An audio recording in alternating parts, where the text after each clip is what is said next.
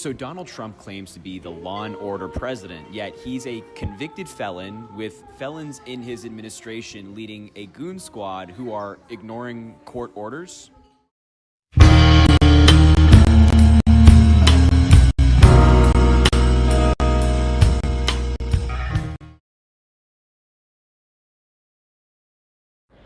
Today's human review is on Harry Sisson, or however you pronounce his stupid fucking name. Chances are, if you've been on TikTok for the last few years, whether you're political or not, doesn't really matter if you're Democrat, Republican, Independent, whatever the fuck. He's shown up while you've been scrolling through your fucking TikToks. And chances are, whatever you've seen is utter bullshit. Because as many times as you run across Harry on your fucking TikTok, you've run across other people talking about him, pointing out the lies that he has been putting out all this fucking time. And what he does, this is his whole stick. He's just like the quartering. He's not quite as annoying as Hassan Piker. As cringe as that fucking sounds. Like, for instance, at least he's not having terrorists on his fucking videos and shit, as far as I fucking know. And then promoting them as terrorists and pirates and all this shit. And then denying it as soon as you get in trouble for it. Although he does like to backpedal his fair share.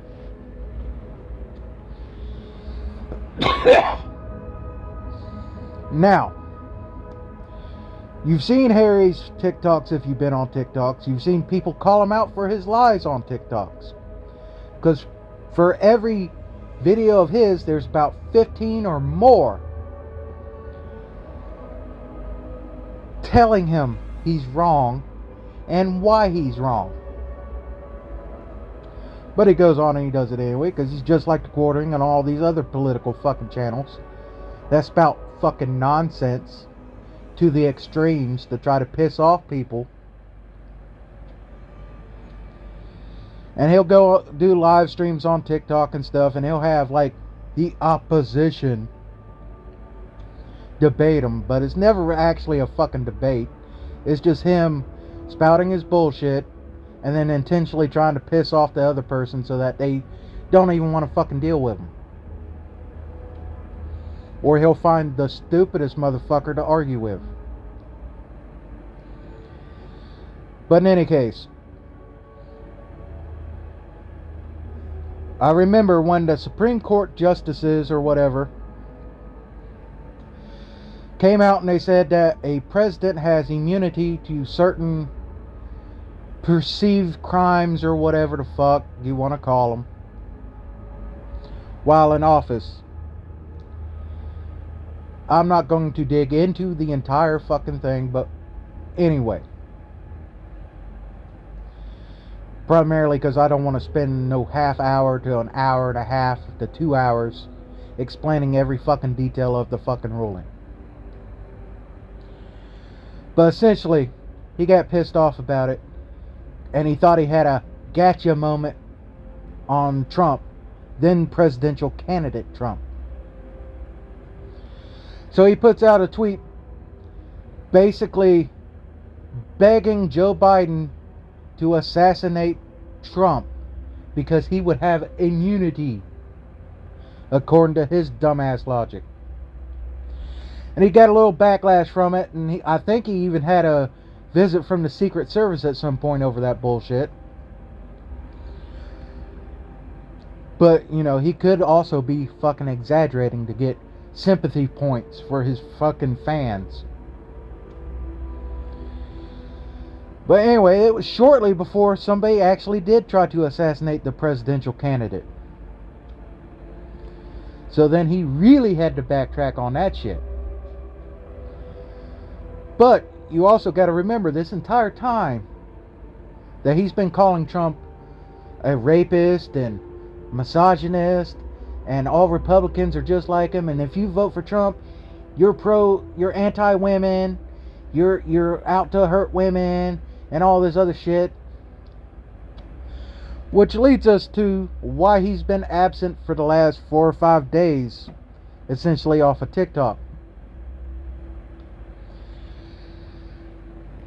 First, he got in trouble because he got called out because he's been like sleeping around with a bunch of women.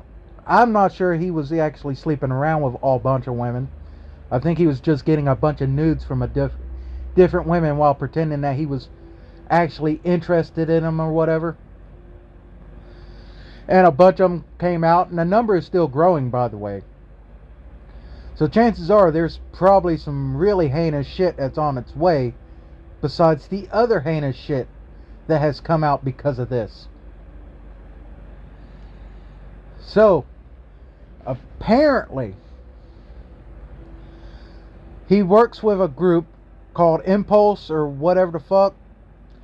It's some kind of promotional thing where these influencers get paid by the DNC to spout their fucking rhetoric over and over again to try to get people to vote for him, which it's not doing. If it was, Trump wouldn't be president right now, and people would actually pay attention to it. But that's a whole other thing. So one of his friends or associates gets caught trying to groom a 14-year-old boy. And he sweeps it under the rug. He like disassociates with him. He doesn't ever mention it. He doesn't ever talk about it. He says he has nothing to do with that guy, even though they work together. They were basically buddies.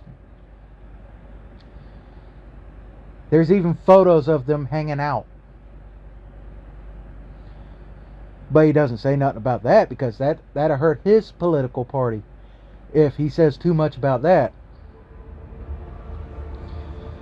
But right now, everybody seems to be more focused on Harry because Harry didn't actually, as far as we know yet, because it's still a developing story.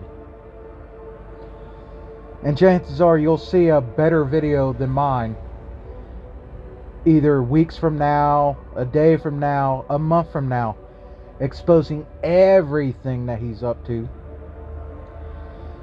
But see, we're not a commentary channel, we're a review channel. So in any case, right now he's in trouble mainly because of these women.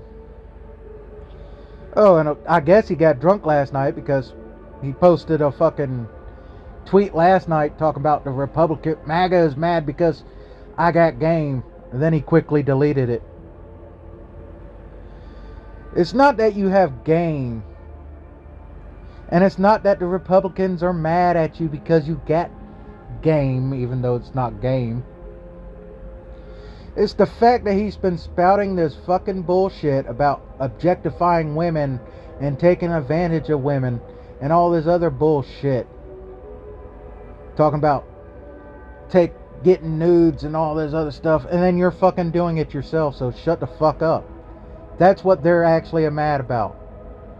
And I doubt they're actually even that fucking mad about it. It's more like, look, he's not as good as he keeps saying that he is. It'll end up being fucking nothing any fucking way. But it ruins his fucking image for the moment. And he's actually doing one smart thing and just shutting the fuck up for the most part about it. Because people have a short attention span. They'll forget all about it if you give them enough time. Harry's problem right now is that, from what I understand, he got himself a lawyer to silence anybody that's criticizing him about these women, including the women. Because some of the videos that they posted talking about what he's been up to have now deleted their videos exposing him and shit because he's threatening to sue them. So he's basically doing the dream is here or dream fucking shit on these women as Dream did to the women that started accusing him and criticizing him. And it's really odd that all these motherfuckers look almost identical. So anyway, while I don't call it game, what I call it is the same thing that half of these really popular YouTubers and TikTokers end up doing, is they use their influence and the admiration of their fans to elicit nudes and sexual favors. He's no better than the rest of them, despite him wanting you to believe that he is. But more importantly, I guess, is the fact that he's been lying so much, talking about this one thing, saying how bad and evil it is, and that the Republicans and all of them are just like that, and Trump is just like that, while he does the same fucking thing and rides the high horse of morality. I'm happy this shit came out because I always knew he was a piece of shit from the moment he opened his fucking mouth.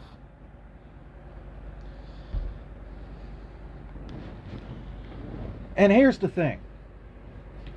While I think getting nudes from your fans is cringy as hell and pathetic, he takes it a step further. He goes after the ones that have like come out of comas, or not comas, but horrible car accidents and all kinds of other shit where they're actually really bad off. And then that's when he starts trying to ask for nudes.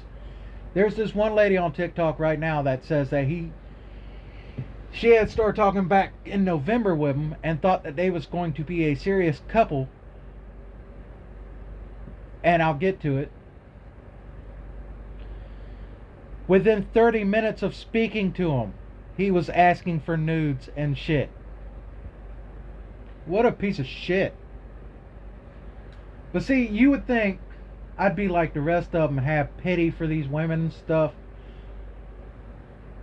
And to a certain extent, I could see your point, that he took advantage and that he lied to them and took advantage of their fucking circumstances. But at the same time, they sent the shit. They didn't have to. They're all adults as far as we know so far. So they made the mistake of sending nudes to a fucking TikToker, a Democratic mouthpiece, and didn't have a problem with it until they found out that he was talking to other women. And then they come out and claim abuse and all this other shit. And as far as I know, he hasn't actually abused anybody physically or forced them to do anything that they didn't want to do outside of his own manipulations of the situation. That being said, he's still a piece of shit. So we're going to hear from one of his friends real quick, and then we'll get back to his fucking score. I've been getting comments all day asking me to talk about what happened with Harry Sisson and to shed light on the actual truth. So unlike a lot of these other influencers, I'm going to tell the truth. Whenever I first met Harry, he was as energetic as ever and probably the most liberal guy I've ever met in my life. After knowing Harry about 2 weeks, I got to meet one of his friends. That friend would go on to be Chris. Now, after being on their lives for about a month, they decided to come up with a really great idea, which was to make a Discord server. The guy that was funding this server was none other than Camille Maroon. This was a guy Harry was allegedly working for and was putting all of his pallet management money through to make it back to his bank account without TikTokers knowing. After about 6 months and several run-ins with Harry and Chris and the corrupt establishment, I decided to get out because I realized that the things Camille were doing was wrong and that Harry was indeed a DNC shill. Which brings us to the present day with American Hannah, who's alleging all of these things that went down. So after looking at Hannah's evidence and just looking back at my own personal experience, I unfortunately have to say that, yeah, no, they're right. All of the things that are alleged against Harry Sisson and Camille together are true. There's also been comments that Chris did the exact same thing as Harry and Camille, but we're going to look at that at a different video. Unfortunately, the uncensored truth is this. They are all guilty. They've all done it. They're terrible people. And most importantly, It's stuff like this that make me genuinely hate being in this kind of arena. We should come together and condemn actions like this, not support. Wow. Even his friends or former friends don't want shit to do with him now. And that guy didn't even go into specific, detail on what everything he knows of. This is all turning into the same fucking thing as Dream. Is that not the funniest shit you've ever heard? He's just Dream under a Democratic mouthpiece.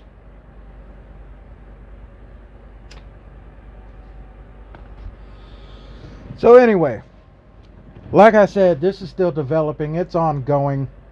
It hasn't even been a full week, I think, that all this shit started coming out. So I imagine there's going to be a lot more and a lot more heinous shit coming out.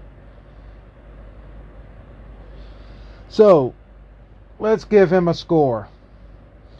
As we always do, we go from 0 coffins, which equals a piece of shit, garbage of a person, to 5, a really good fucking dude. Harry Sisson gets 0 coffins out of 5. He's a piece of shit, not because he got nudes from women that thought they was in relationships with him, but because he manipulated these women using his influence and the fact that he's a fucking lying sack of shit. And a paid shill. That's all he is. That's all he's ever been, is a prostitute for the DNC. There you go. Y'all have a good one.